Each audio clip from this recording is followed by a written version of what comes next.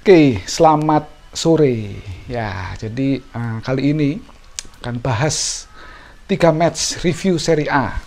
Ya, Crotone Spezia, Torino Udinese, dan Lazio Verona. Ya, meskipun bukan big match, tapi menurut saya tetap menarik ya, dan layaklah untuk dibahas.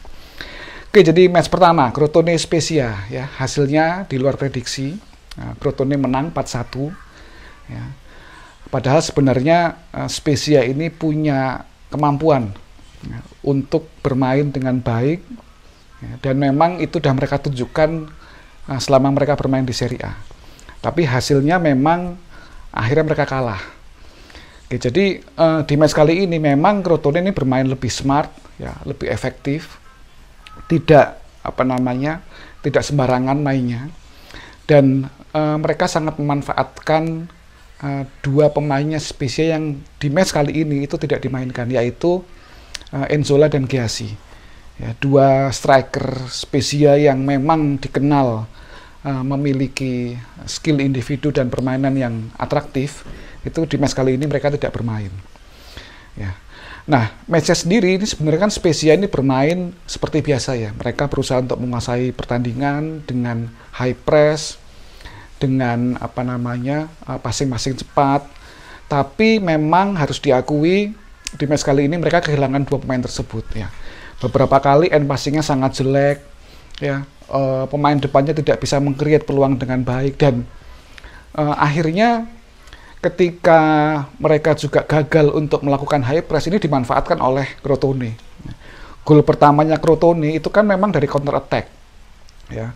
Counter attack memanfaatkan celah kosong, dan siapa tuh namanya yang mencetak gol dari Crotone, Messiah ya kalau nggak salah ya. Ya, dia bisa melakukan dribbling dengan baik dan eksekusinya juga luar biasa baik. Dan gol ketiga itu juga keren buat saya. Ya, gol ketiganya Crotone ya. Mereka bisa melakukan build up dari bawah, umpan 1-2 ya dari sisi kiri pertahanannya Spezia. Dan ada salah satu pemain yang melakukan overlap sehingga lini belakangnya Spezia ini memang kesulitan ya untuk menghadang umpan crossing yang akhirnya diberikan dan berhasil dikonversi menjadi gol. Nah, ini membuktikan bahwa memang Spezia ini bermasalah ya ketika high press-nya itu gagal diterapkan dan gagal untuk mencuri bola dari lawannya. Ini transisi defense-nya dan jarak antar lini memang terlihat kacau gitu, dan ini yang dimanfaatkan oleh Crotone sehingga di match kali ini terlepas dari hasilnya memang cukup agak mengagetkan 4-1, tapi Crotone sangat layak menang. Ya, dan ini PR bagi Spezia ya untuk bermain dengan lebih smart. Saya pernah beberapa video saya sebelumnya saya sampaikan kalau Spezia itu memang berniat untuk bermain high press ya, merebut bola dari lawannya dengan pressing tinggi, itu mereka harus lebih smart ya. Kalau tidak ya seperti ini hasilnya, melawan Crotone yang sama-sama tim promosi mereka nggak bisa menang ya, bahkan kalah dengan skor yang cukup besar.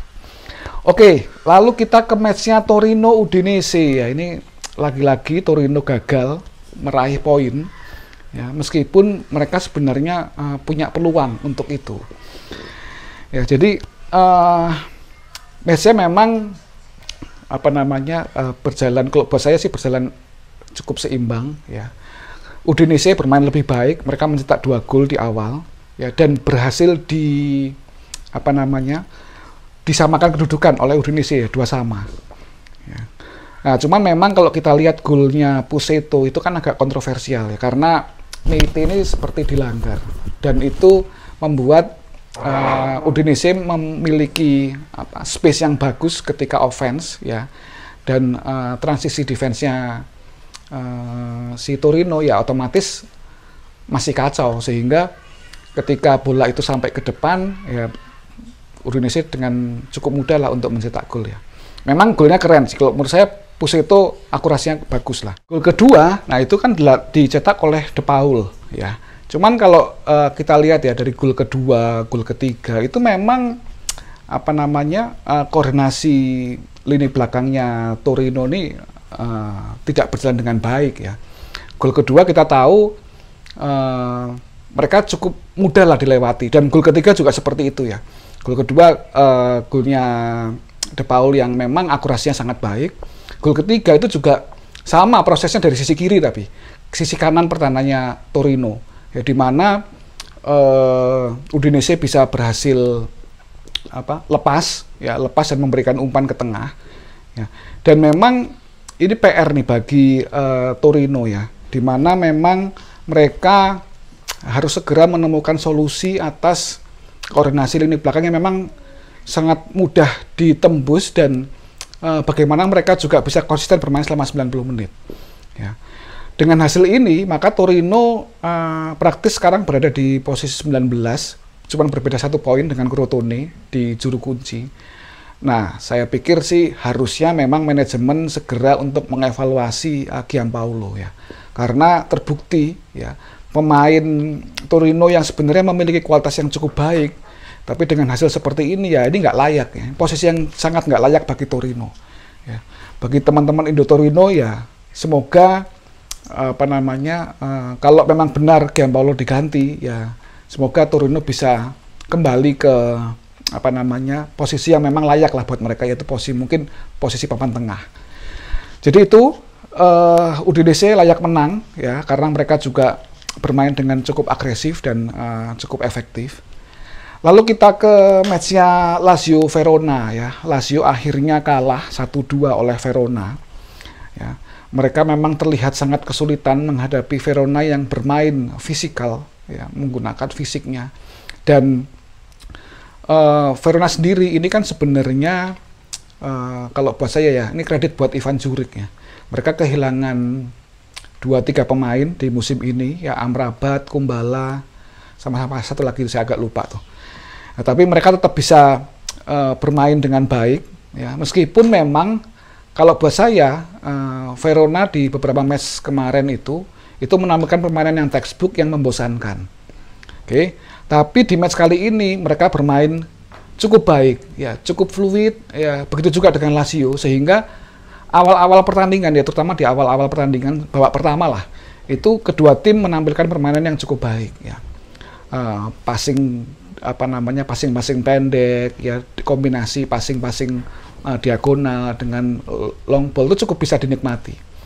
Nah, di match kali ini itu Lazio kan tanpa Luis Alberto ya, saya nggak tahu apakah diistirahatkan atau cedera ya, sehingga mereka memasang Akpa-Akpro ya dengan Sergej Milinkovic-Savic dan Lukas Leiva di lini tengah. Lini belakangnya ini agak aneh karena mereka memasang Marco Parolo di posisi back tengah kanan. Padahal kita tahu ya, Verona itu sangat mengandalkan sisi kirinya, yaitu sisinya Mattia Zaccagni. Nanti kita bahas nih Mattia Zaccagni. Nah, sehingga ini menjadi titik lemah Lazio. Memang kalau kita lihat 2 golnya Verona itu kan, 1 gol bunuh dirinya Lazzari, yang kedua adalah blundernya Radu. Ya, tapi beberapa kali mereka memang mengancam dari sisi kiri, sisinya Marco Parolo. Ya, Mattia Zaccagni beberapa kali dapat space ya, meskipun tidak dapat dikonversi menjadi gol, tapi ini terlihat bahwa memang lini belakang Lazio ini rapuh. Ya. Nah, sedikit nih tentang Zaccagni nih, gitu kan, bahwa pemain ini buat saya ya, meskipun skillnya itu tidak luar biasa atau ya bisa dibilang biasa banget lah, gitu, tapi visinya, penempatan posisinya, cara dia untuk melepaskan passing, cara dia untuk mengisi ruang kosong ini top, luar biasa.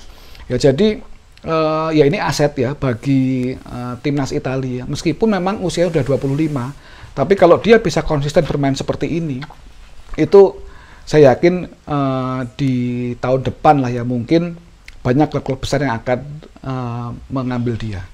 Ya. Jadi kembali lagi ke matchnya ya, Lazio akhirnya kalah dan memang memberikan hadiah 2 gol kepada Verona. Ya. Di satu sisi kalau kita lihat penampilannya Caicedo ya, yang berduet dengan Immobile ini cukup baik ya. Caicedo bisa menjadi target man pertama untuk menerima bola, sedangkan Immobile itu bergerak aktif ya. Sayangnya memang end passingnya kurang begitu bagus. Golnya Caicedo keren ya, dan ini bisa menjadi solusi lah bagi lini depannya Lazio. Cuman kembali lagi PR-nya Lazio adalah lini belakang.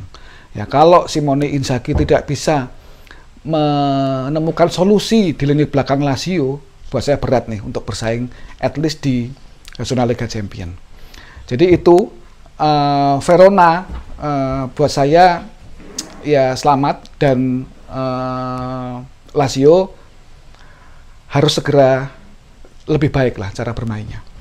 Terima kasih yang sudah mau nonton video saya. Nanti malam ada matchnya Inter, Juventus, dan AC Milan. Ya, nanti kita akan bikin reviewnya. Oke, selamat sore dan salam Serie A.